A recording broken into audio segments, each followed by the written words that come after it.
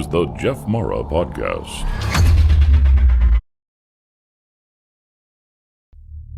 And now, from beyond our dimension, this is the Jeff Mara Podcast. Here's Jeff. Today's guest is psychic medium Ellen Red. Ellen has had multiple near-death experiences, OBEs, and now we're going to learn about them. Ellen, thank you so much for joining me today, and welcome. You're welcome. Thank you for having me. I appreciate it. All right, Ellen, my audience loves to hear about NDEs. So if you don't mind, can we start with one of yours? Sure. Obviously, I always start with telling everybody about the first one, which is when I was 4 years old and I was in a swimming pool and I didn't know how to swim and I fell off the stairs and the water swished me out and I drowned. And I had the whole experience of going through the tunnel. I was having a conversation with God. I was pissed off because I didn't understand why I was being taken back so soon. I knew that I was so little, so I didn't understand why they would call me back so soon. And I got to the other side and saw angels, and I was embraced by, a lot of beings that I knew. I had like a soul knowing of who they were, and it was a very comforting, loving, angelic experience. I was also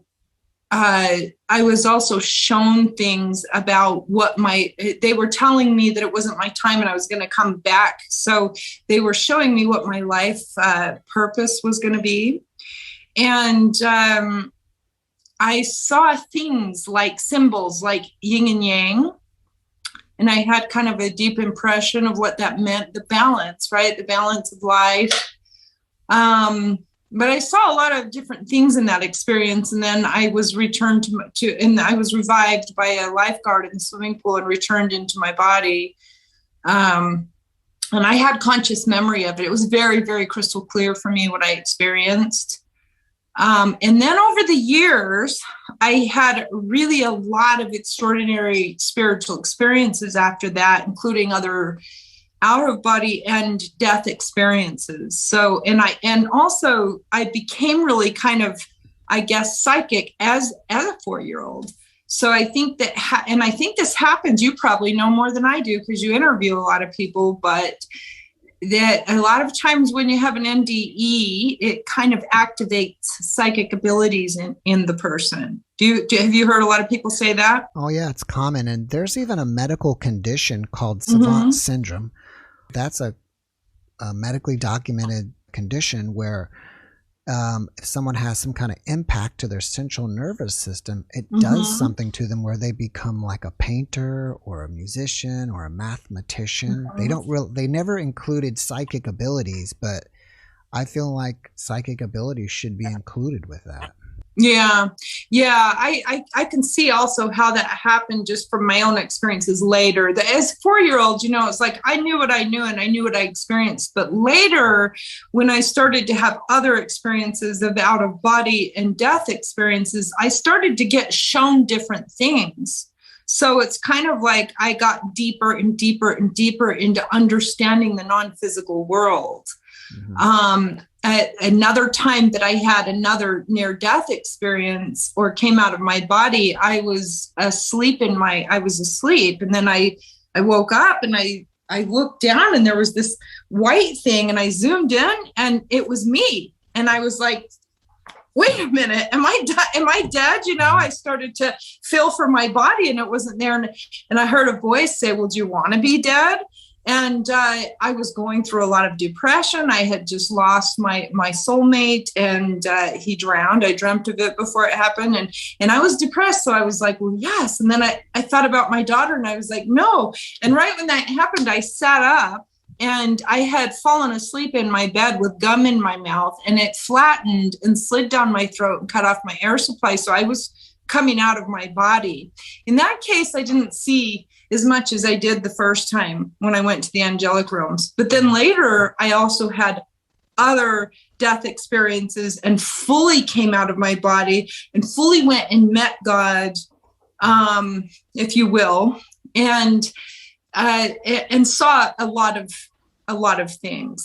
I was shown the whole story of humanity I was shown the beginning of time, the galactic wars that happened before we incarnated on Earth.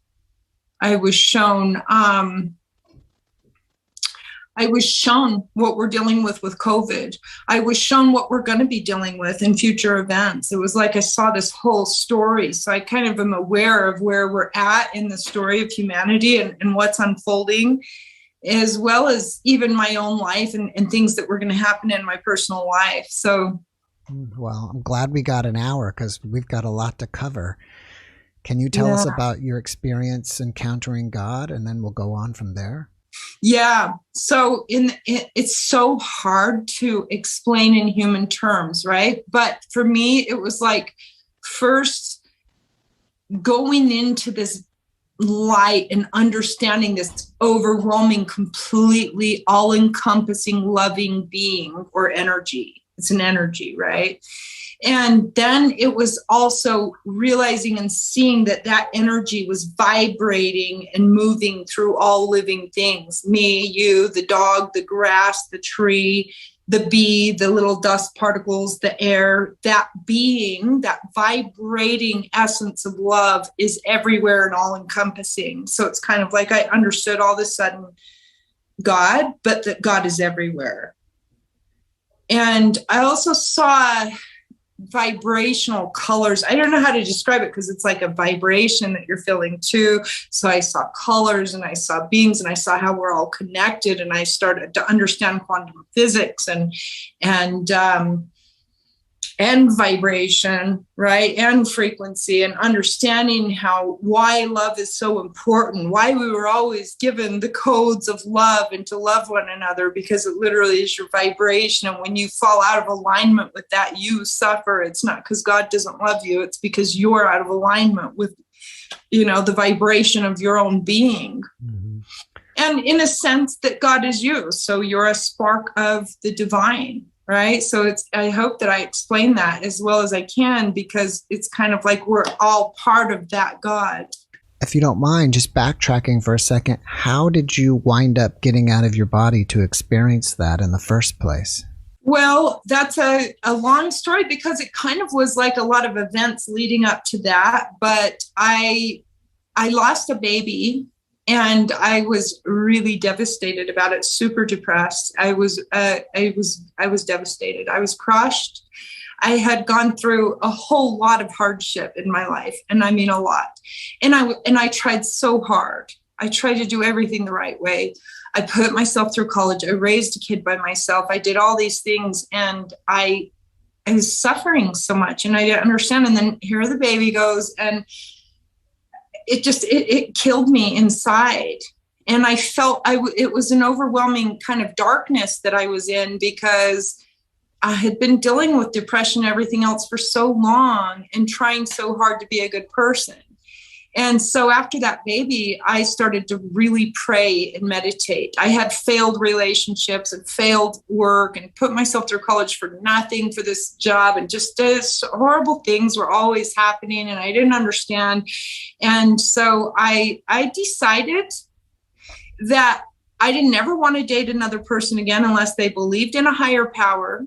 And I decided that I was going to drop everything I was doing and go meet God. So I started to study every religion. I started to study every single ideal about chakra systems and religious beliefs. And then I started to make a pile, what's truth and what's not. And I really started to study. I became an adept student, if you will. And at the same time that was happening, I still had this partner that I had the baby with, and he was a real schmuck of a person. And he didn't love me, and so it was like his behavior was it was very bad. And so I was getting my heart broken by him, very much so. And yet I made a promise that I was going to go into that relationship fully loving him the way that I believed that God wanted us to love one another, right? Unconditionally, accepting all that he is. And so I started to walk that path of truly loving him unconditionally, even though he was destroying me. And I literally felt at some point in that relationship. And all while that was happening, I was starting to get this phenomenon that was happening to me, where I was starting to see the spirit in the trees, and they were talking to me, and I could hear their voices, and I could see the souls in the flowers. And I was just starting to have this awakening, a spiritual awakening. And that's what it is. But at the time, I didn't know what it was, right? I just started to experience these things, and it was profound. It was like I was tuning in to God, and I was tuning into the soul of everything. And I was praying, and I was meditating, and I was doing everything I felt I needed to do. And pretty soon, the guy that I was dating eventually did some really bad stuff, and I just felt my heart go. I literally heard it tear open, and I felt a tear happen from right here all the way down to my belly button. And when that happened, it's like I came out of my body. You've heard of people dying of broken hearts, right? I basically died of a broken heart and went to God. And then when I came out of my body, I came out of my body, and I got shown. It was really interesting, because it's like when that happened, I went to another dimension, if you will. I left my body. I couldn't take it anymore. And it's like, I was out of here. Screw this place. I'm gone. That's it. I've done everything for everyone that I can do, and I'm out of here. And so I went to another dimension, and I was shown, God and everything else there, but I was also shown a lot of other things in regards to galactic beings and interdimensional beings in different dimensions on the way to source. Now, you mentioned meeting God, but you didn't mention meeting any religious figures like Jesus or any other religions. Were you religious at the time? I was not religious at the time of that experience. And by the way, in that experience, in my understanding of God, I also saw lots of versions of God, if you will, or it's kind of like there's so many aspects of God, because God is all encompassing. So it's hard to explain. But I saw also a Black woman that was God, a cosmic mother, if you will. You might have heard other people talk about that. I saw when I was 4, when I drowned, I saw Jesus.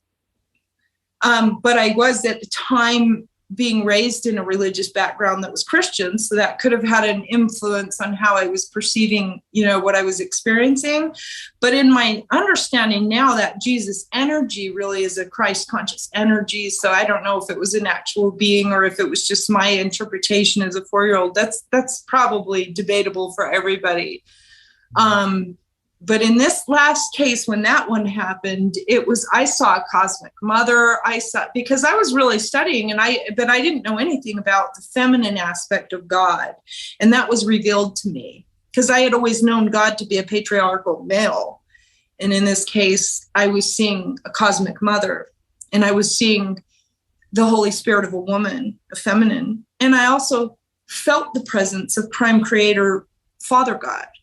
So I was perceiving God from a multiple perspective, if you will, because that's the way God really is in my understanding, that it's almost hard to explain. Basically, every guest I've ever had has a different NDE from everybody else. NDEs are uniquely specific. And you've had multiple NDEs, and you were saying that each one is different. Why do you think, for you and everybody, each NDE is different? Is it just our level of awareness at the time, or frequency, or? Yeah, what a great question. I understand that it is partially your level of evolution, meaning the higher beings or your spirit guides or whatever, they're going to present to you what your consciousness can receive. So when I was 4, I knew of Jesus and angels. I was an innocent child. It was easy to see why that one happened. By the way, the last one that happened to me was 4 years ago when I quit smoking. And that one was a very ugly experience. I died, I flatlined 4 times, and I saw nothing but darkness. It was a horrid experience. And it also showed me my death experience in 2 past lives. So I think that part of it is showing you what your consciousness is ready to receive. because the human psyche is so sensitive and frail compared to what's in the infinite cosmos. Not everybody's psyche is ready to look at a draconian being, right? Mm-hmm. So your spirit guides aren't going to put you somewhere where you're not ready or prepared or developed, spiritually mature to be able to handle certain things. And secondly, I do believe that your belief systems at that time, religiously or otherwise, is also going to influence how you perceive the energy of God, because God is all beings. So if you're not ready to see that God's a black woman, you're not going to. If you're not ready to see that God's a white man, you're not going to, it's kind of like you're going to perceive it. Perception's everything. Why do you think you went to like a black void? What I understand about that particular time was I was being shown that I had to break a cycle, it's a long story on that one, but I went there basically to experience my previous life's death experiences, to show what I went through in past lives from smoking. One of those past deaths was from smoking. One of the two. Both of them were related to smoke, because I've had multiple past lives, but both of them had to do with smoking, although the one in the Renaissance days, I don't think it was cigarettes. But I was being shown that I caused that to myself, and I had a remembrance of it. So partially it was to have a remembrance. Partially it was kind of like, to me, the way I understand it is, when we harm another person, we have karma, right? We get karma for it. Well, when you harm yourself, you also have karma, because you too belong to the divine. So you have to kind of clean that, clear it, and heal it. I think that might have partially been part of that. I also went through, and I had already been fully enlightened, had my light body activated, and that kind of a thing. So I had been walking with God for several years prior to that. But when that happened, I got put through, and I was warned even before it happened, because I was in trans-meditative state for almost 2 months. And I was being shown a lot of things. I was clear. I went through exorcisms. I went through a lot of stuff spiritually that led me to see that I needed to quit smoking. And then when I did, I got led through that, where I had to fight for my life. And I think part of the darkness I was being shown was that I was suffocating in that lung. My soul was buried under all that tar. I was buried under there. And so that was part of the darkness I was perceiving too. Another thing that happened to me after I had the 4 flatlining, and then I had to start fighting for my life, which was a 4-year journey, which led me into breast implant illness also. But I've kind of had a lot of tough lessons. But anyway, I went through what I call my own Garden of Gethsemane experience after quitting smoking, where I started to see in the astral world millions of souls that died from smoking. And I started to feel their suffering in my own being. It was kind of like that Christ experience at the Garden of Gethsemane, where you're bleeding out of every pore. And I suffered tremendously for 4 years straight. It was horrible. It was a horrible time. It was the hardest time I've ever had in my life. And yet at the same time, I was understanding that on a soul level, I was also helping to transmute that energy and heal it on a collective level. Some of my guests will comment that when they're on the other side or wherever they are, that it's a place of non-judgment and of complete acceptance. Yeah. And then some of my guests will experience hell, maybe for being judged. So they're kind of contradictory with each other. And you mentioned karma, which I think made me think of the whole questioning that I'm at right now. Are we accepted, or are we judged and have to pay for that? We are both, because we are ultimately children of God, and we came from the light and we'll return to the light. We are eternally loved. However, there's a realm, the 4th dimension, before you get to the higher dimensions where the divine love and the angelic realms are. And that 4th dimension is the astral realm, which is where all of your karma has to be cleared. And if it's not, you get shot back into earth again, and you got to repeat, rinse and repeat. You get the Band-Aid over your eye, you don't see anymore, and you got to start over until you get it right. You're not getting to the higher dimension until you get it right here. All right. I don't know if you can live a perfect life without creating some kind of karmic debt. Is there a certain amount that's acceptable and you can move on? Yes, it's a balance. It's like the scales, right? That was a great question also, because you're so right about that. It is all in balance. That's the yin and the yang, right? And also the source knows your heart of hearts, your heart's intentions, and knows why you're choosing things and what your specific, set of circumstances is. Why did you get that abortion? The source already knows whether you were raped or you weren't raped or those kind of things and what led you to make certain choices. So you're going to be judged based on your own set of circumstances, based on your own heart's intentions and that kind of a thing. It's not about being perfect. It's about learning the laws of love and remembering it and walking it daily. And that doesn't mean you're going to be perfect, but it means that you're lining up with it. You're getting an alignment. But you do have some room for error there. It's a scales, right? The scales get balanced. Your karma gets balanced. All right. Well, you've mentioned that you've seen the future.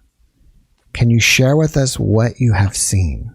Well, I've seen a lot of things, and let me just explain this first, and then I'll tell you some of what I've seen. In the astral realms or the astral grid, there's lots of timelines, right? It's like a grid system. So at any point in time, you can go this way and shift your reality, or go that way and shift your reality, or there's multiple parallel universes. So there's lots of timelines. However, I've seen for humanity certain things that unfolded, including COVID.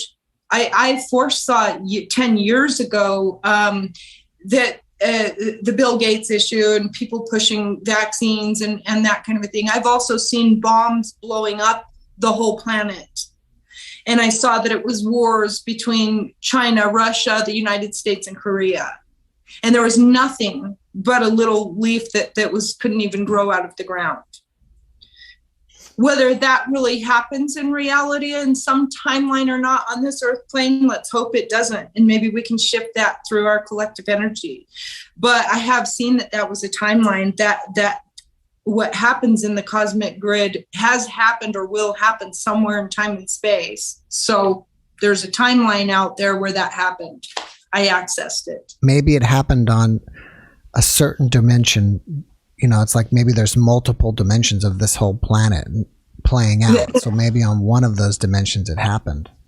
Yeah, although I kind of felt like I was being shown, the end game of humanity's story, if you will, kind of how we're going to go and split off into New Earth. I saw New Earth. I saw the split off of the old Earth and the New Earth. I saw that I would quit smoking. I saw my twin flame, whom I didn't know in the human world. I saw that I was married from the heavens to this being that Creator made me with. And I didn't know that person because I was with the other person that broke my heart. And after that happened, within 9 months, I met who he was in the physical world, but I didn't start dating him or anything. I spent another 10 years having a telepathic relationship with him and developing this understanding that we were married in soul together alchemically.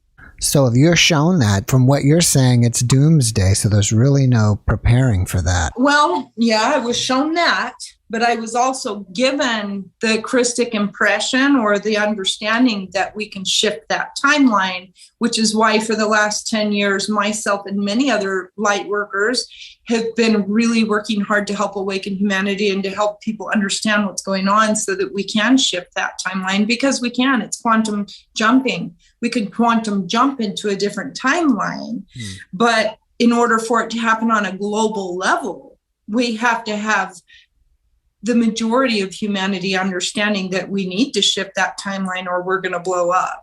You know what I'm saying? And you don't want to say that and scare people, because the last thing you want is people to be in that fear energy. Right. But we are, we're all in tune.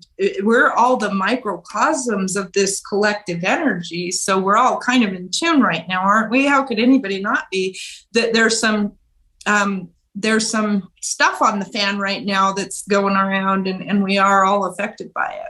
I'm assuming that when you were over there, you felt love that's indescribable, maybe the love that you've always yearned for. Do you think that being in this realm or this density, that it's impossible to feel that love? Well, it's not impossible. I think even after I returned that one time after the heart ripped open, I was in that state of love for over a year. I was in a high vibrational, I was tuning into the angels, and I was also able to come in and out of my body daily for almost over a year.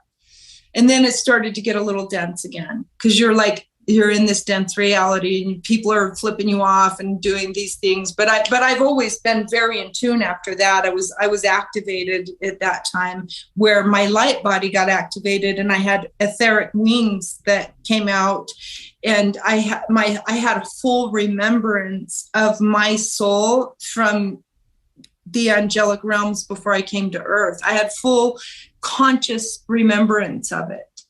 And so it's been easier for me to hold that vibration here, but I wouldn't say that it's an easy task, especially right now with everything that we're experiencing, because in certain ways, some of the darker energies or darker forces are really working against us being in that loving vibration. Mm-hmm. So it does make it really challenging. I don't think it's impossible to achieve at some point, but we're not there yet. Yeah, we're getting there in certain ways. Do you think it's possible that soon the Earth will be changing into 4D, and after this lifetime, you'll have to be able to go to 4D yourself, or if not, then you'll have to go to another planet that's going to be still 3D? Yes, I was very much shown that. And I wouldn't even say 4D, I would say 5D, because I think that as we're going through Ascension, you have to pass through 4D, but that's kind of part of your own personal ascension. That's where you have to learn how to navigate that that psychic realm to get into the angelic realm. And so you're going to go that way if you're ascending. And if you're not, and you're choosing to stay in that 3D mindset, then you are going to go to, like I said, the Earth split. That's what I was shown, the Earth kind of splitting.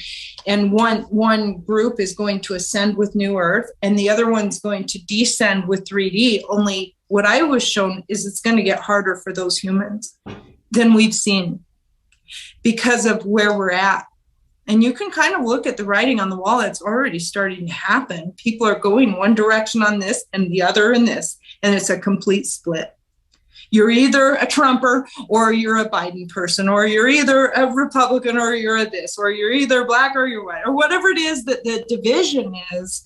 Those that are in that divided mindset are kind of doing that. But those that are going in Ascension kind of have to, they can't lie to themselves, right? You still have to stand in what you feel is true, and that's leading you in your ascension path, if you will, which is New Earth. And some things that are happening in our political world really are a manifestation of what's happening in the psychic world. So we can't avoid it, really. So are you saying that the people that are ascending are kind of stepping out of the whole divisive world, period? They're not taking a side either way. They're just kind of leaving all of that behind and moving forward. I really used to think that way after my awakening for many years until this last couple of years. And then I can see that in certain ways, some of what that division is those who are choosing Ascension versus those who aren't. So in some ways, unfortunately, we're still a little bit having in. I guess I wouldn't say that it's a division thing. It's just that you're choosing to ascend, and those that aren't, you're honoring their right to choose not to. And if they ever choose to, they can. You'll meet them in the good place, if you will, right? But you can't stay where they are in consciousness. Every level of consciousness that we evolve in causes us to have a peeling away, like a death process or a peeling away. It's like you outgrew your ex-girlfriend, right? You can't stay there anymore because you outgrew each other. You moved on. You got a higher partner that's more fitting for you. And you can't lie to yourself about that. And it doesn't mean that other ex-girlfriend was a bad person. It just means that you outgrew them and you guys aren't going in the same direction, right? It's kind of like that. And it doesn't make things necessarily easy, because ultimately where we come from in the good place, we're all one, we're all loving each other, and we're all brothers and sisters. But not everybody's choosing to go in that direction at this time. So we sort of do have to have that duality in a sense. We're all part of it. We're not going to entirely escape it, I don't think, in this reality, as much as for a long time I really believed that we were, but I think it's going to be a process. If people want to ascend, can you give people any general tips? One is to most absolutely make listening to your intuition your number one priority. Trusting your intuition and really listening to it on a daily basis is absolutely critical. And to understand which voice in your head is your intuition and which one's your ego. Because the ego sometimes comes and tricks you, out of your own self. So that's the first thing that everybody needs to do, is to begin to really truly trust that the invisible calling in their soul, the feeling, the intuition. All right, you mentioned that you met galactic beings in the astral, I believe. Is that how you got involved in doing starseed readings? It is. There's so much there in the infinite world universes, right? Like there's so much there. And the way I explain it is, it's kind of like looking in the ocean, and how many fish are in the ocean? How many types of species are in the ocean? We don't even know. Now imagine what's in the multiverses. We have very little, we're very new to being able to remember how to access that again. And so for me, as I was going through that awakening and meeting God and all of those experiences, I was also introduced to Pleiadian beings and other galactic beings, and had a full soul remembrance that they were also our brothers and sisters, and I'm part of that collective as well. So, and that was part of why I came to Earth, to help humanity. And then after that happened, over the years, I started to channel them on a regular basis. So would you say that you are a starseed? Oh, yeah. We're all starseeds. We all came from the stars. All right. Well, I think some people will think that they're maybe they consider them a starseed this incarnation. Like this incarnation, they've came directly from Arcturus or Pleiades or whatever. Yeah, I know. Some people kind of, I think, are getting more into the mindset of you're boxing yourself in, though, in a certain way. From what I understand and what I've been channeling over the last few years is that, and what I saw even in my awakening, is that ultimately, originally, we all came from the angelic realms, right? And then we developed ourselves by traveling into different planetary systems. Some people lived on Arcturus, and then they lived in Pleiades. Most Pleiadians, and not Arcturians, but other starseeds, first originated in Lyra, and then they went to Pleiades, right? So we're eternal souls. We've been traveling around and having lives and lifetimes and multiple lives and past lives, not just on this earth, but in other planetary systems as well. And it's just a part of your multidimensional self. So I get why some people feel that they're Arcturian or they're Pleiadian or whatever, because even in my awakening, I was shown that I was of the Pleiadian collective, but I was also shown that I was an angelic being, and I was also shown that I was part of Lyra. So I think that it's good for the souls, all of us, to keep staying open to evolving, because I think there's a lot more to us than just I'm a this.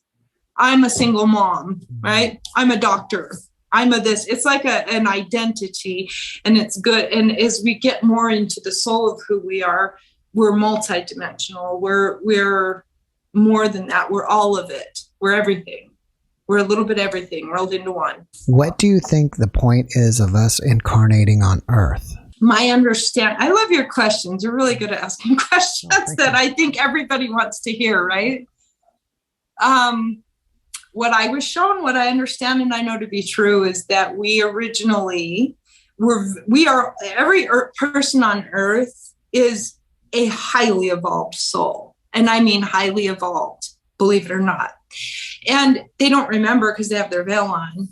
But not every soul that even was highly evolved, got to come here. This is a master's mission, a master's program. And the reason why is because we chose and agreed that we were chosen for it by Creator because of our past deeds in other planetary systems. We proved ourselves as galactic warriors, if you will.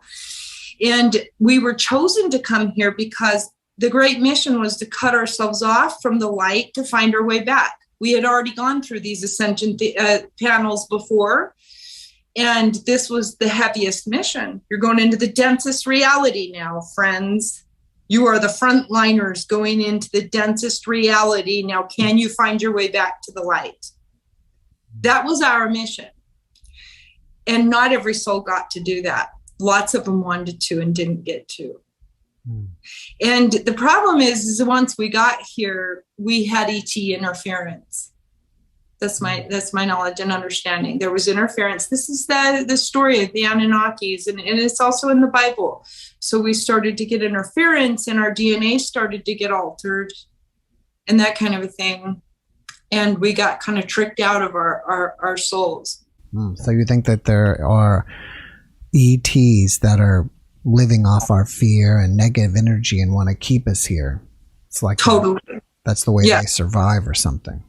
Correct. And that's why we can't get out of this realm until we get it right? Because remember I said we're going to keep coming back because we have to get it right, and they know that, and so they have manipulated it to where they can feed on our energy and keep us in that cycle, reincarnation cycles. We weren't originally meant to have to reincarnate like that, but it happened because of that manipulation. That's why a lot of religions don't believe in reincarnation. There were teachings, it's kind of like we weren't originally supposed to be reincarnating. That happened because we were getting trapped in the matrix. And the matrix is like it's like a spider web that's going to trap your soul if you don't figure out how to get through it without getting caught in the matrix. All right. So it was interesting that you mentioned that. And do you think that the reincarnation cycle is something new within the last 500 years or whatever the time frame is since all the old religions believe in reincarnation? No, reincarnation has been happening really since the beginning of mankind, since the fall of Atlantis. So what I was shown, I can only speak on what I was shown, right? But I was shown a lot.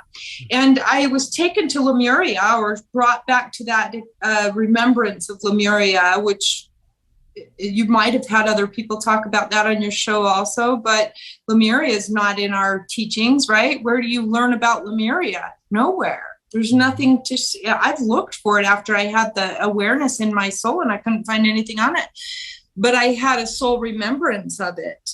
And that Lemuria was where we were all first seated. Those first starseeds and first beings that got brought to Earth were Lemurians, and in their Christic template. So you were divinely created in alignment with Source and seated onto the Earth in a utopian existence on a utopian planet.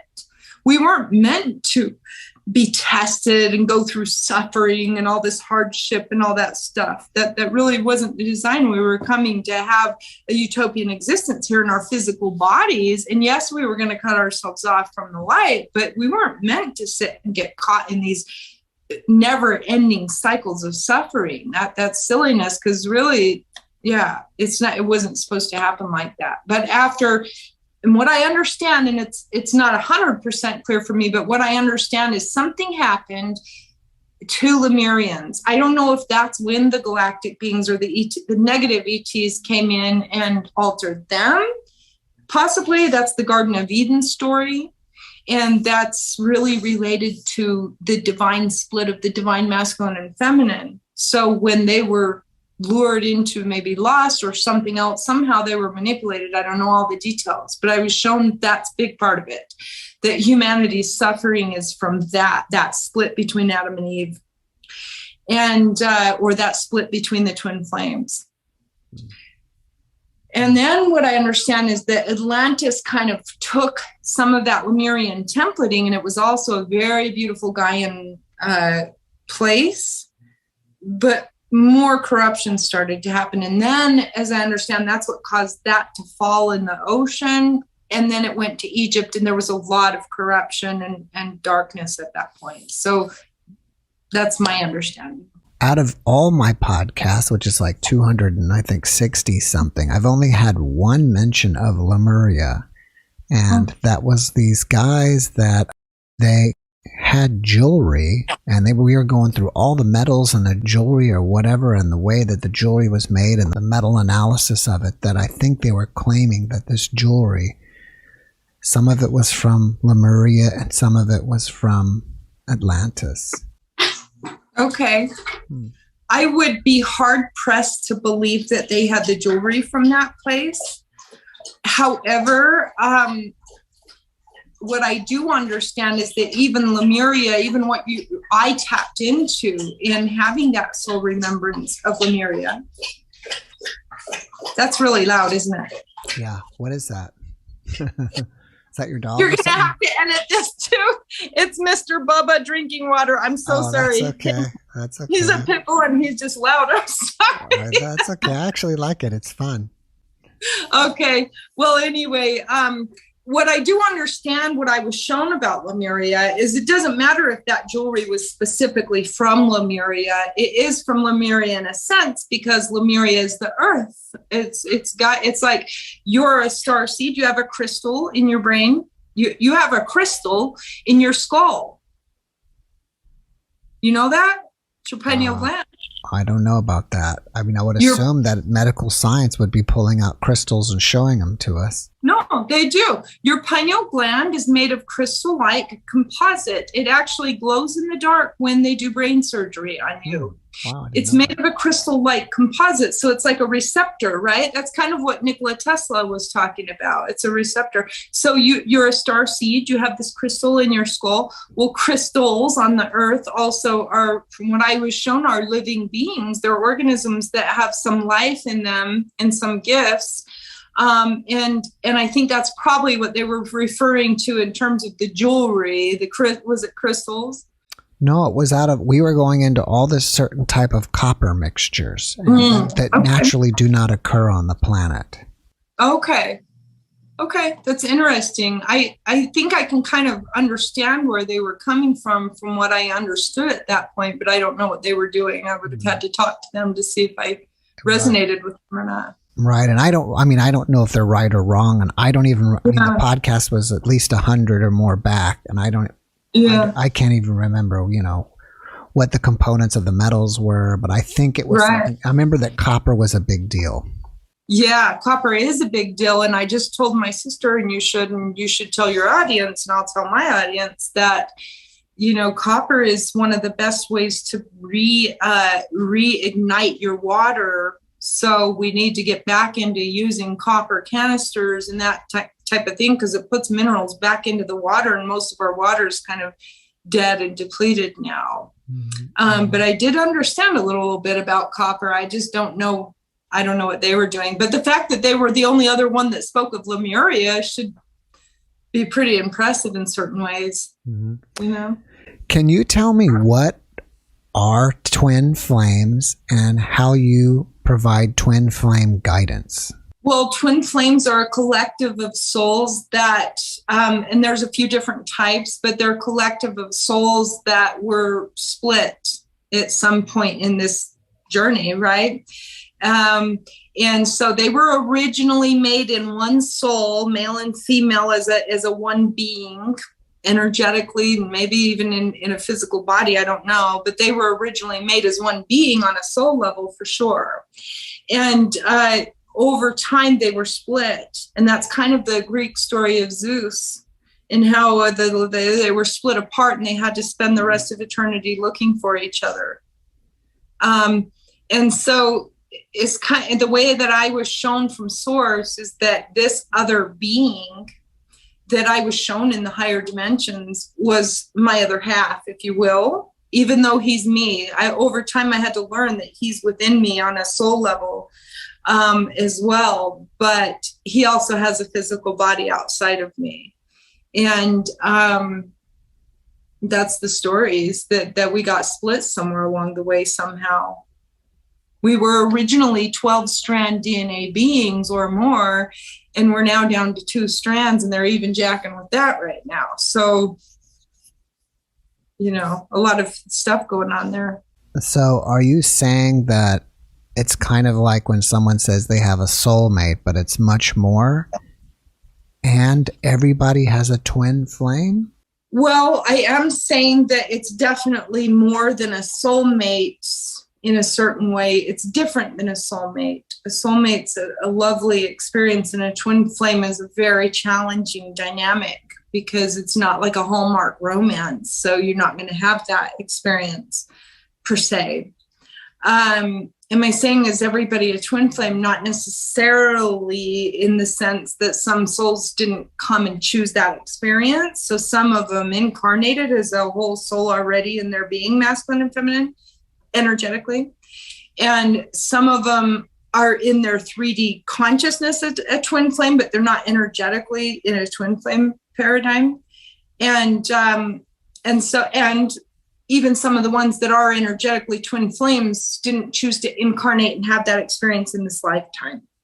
So everybody's soul's journey is different. Where they're at and their soul lessons are different. And you're not going to have that experience not everybody's going to have that experience in this lifetime.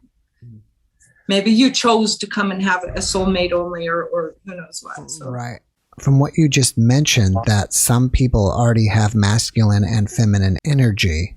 Are you saying that when they're twin flames, one has masculine and one has feminine? Well, I wish it were that simplistic. It's really not, because again, my twin flame has a body over there, but inside I have masculine and feminine energy in me, as everybody does. So in a way, we're already made that way. It's kind of like the Hermetic marriage. It's the yin and the yang within you. But when you really get that balance within you, if you're meant to have that twin flame connection, you're also going to meet that balance outside of you as well. So it's another master's program that's really quite an extraordinary lesson, if you will. Do you think that people who have not met their twin flame, are they feeling inadequate or something is missing in their life because they haven't identified the other part of them? Yeah, unfortunately, there's a lot of them that do feel that way. And there's a lot of them that are resonating with the topic of twin flame because they want that lover. But the twin flame journey is really not about the lover. The twin flame journey is about the soul. And so that's part of it. And if they're feeling empty because they don't have their twin flame, that's part of their soul work, is to not feel empty, to start to learn how to love the soul. Because the soul is already masculine and feminine. Whether you're going to have a twin flame in your life or not doesn't really matter. It really matters that you're learning to love yourself. If you get brought or initiated into the twin flame journey, that's a whole nother story. But nonetheless, either which way, whether you are or you aren't, you still have to learn to love yourself and not be empty. You're empty because you're trying to go outside of yourself for love. And you can't do that. You're not going to get fulfilled that way, or eventually they'll die or something will happen. That's not your true spiritual design. Your true spiritual design is like the Yoda. You're already whole. I think a significant number of my audience are people who have lost somebody in their lives, someone close to them, and they're looking for some type of reassurance that we are eternal and we go on and their loved one is safe and happy. Can you comment on that? Yeah, I have been speaking to spirits on the other side since I was 4. And I promise you that they are not gone. And they're very, very much here with us. They're here with us.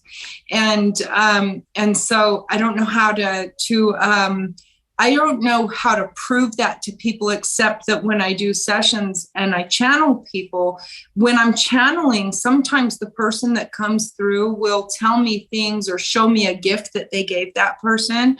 I had a client come to me and I think it was her mom, I can't remember, but it was her mom or her grandma. Somebody came through and they showed me the picture of a Fozzie Bear. Remember Fozzie Bear from I don't remember Fozzie Bear.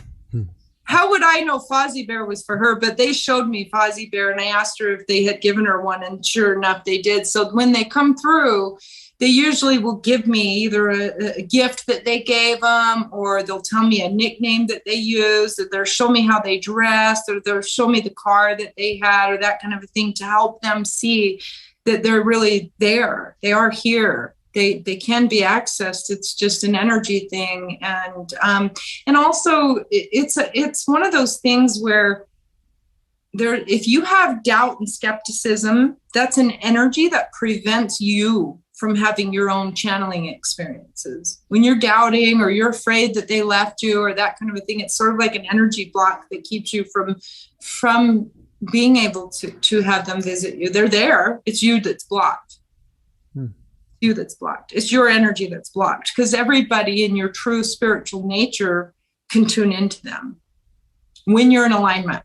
But what happens is people get wounded, or they get, they have energy blocks. They have other areas in their own being that needs to be healed, so they're not getting in alignment. I understand that you do shamanic healing. Can you tell me about that? Yeah. It's kind of hard to explain, but it's holographic shamanic healing, where I basically will have a session with a client and I'm able to scan their light body. And I do a little bit of mind mapping also. So I'm able to see where they're having distortions and where they're caught in the matrix, really. And then I'm able to help shamanically heal them by doing shadow healing. It's kind of a combination of shadow healing and mediumship, as well as energy healing and removing energy blocks so that they can get more into alignment, so that they themselves can have astral traveling experiences or, mediumship experiences themselves.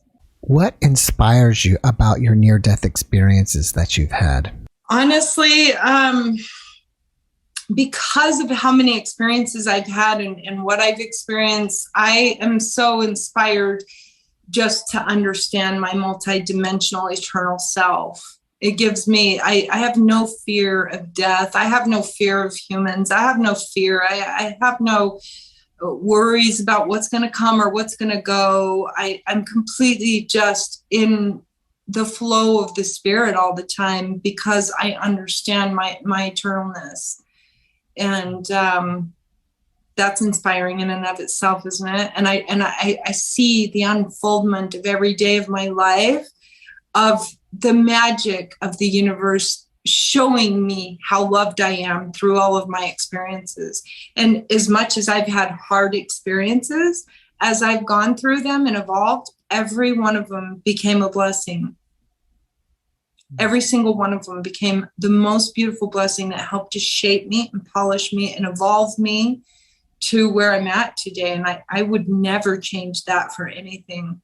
All right. So you do starseed readings, you do twin flame guidance, you do shamanic healing, holographic healing. Is there anything else you've got going on that you'd like us to know about? I do psychic mediumship. I do akashic record readings. I am trying to complete a couple of books soon. I know I have an audience also, and they have been pushing me, and I hope they'll keep pushing me to finish it. And I'm also preparing to put together some online courses. I have a few technical bugs to work out, but I'd like to start doing some online courses to both do some of the alchemical marriages, as well as teach people astral traveling and just healing work. But yeah, so books and webinars and private coaching, and hopefully eventually I'll get brave enough to do live seminars. I'm not there yet, but I'd like to get there at some point. After watching this podcast, many people may want to just message you or ask you questions. Are you open to that? And if so, how can they reach out to you? Yeah, I'm totally open to it. They can go to ellenred.com. That's Ellen and then Red with 2 Ds. Or they can find the Psychic Ellen Red page on Facebook, or they can find Ellen Red on Facebook, or they can find me on Instagram, Twitter. It's best on Facebook or the website. All right, Ellen. Well, before we finish up here, do you have one last positive message that you can share with everyone? I think the message today would be this: God or love wins in the end, and love and God work through us. So through us, we will win. Thank you for that. And Ellen, thank you so much for joining us. I really appreciate you. I wish you the best and enjoy the rest of your day over there.